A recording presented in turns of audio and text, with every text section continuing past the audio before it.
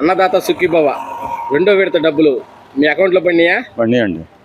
ఎలా అనిపిస్తుంది? బాగానే మంచిగానే.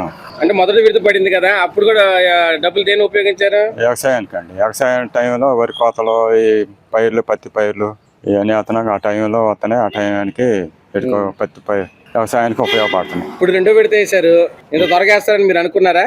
అనుకోలేదండి. ఆ, ఇప్పుడు కూడా వ్యవసాయానికి టైంలో అనుకోకుండా మొన్న ఫోన్ చూస్తే నైట్ రేత్రే పడిపోయింది. అన్న టయానికే పడిపోయింది. అంటే సంవత్సరానికి 20,000 ఇస్తానన్నారు గవర్నమెంట్.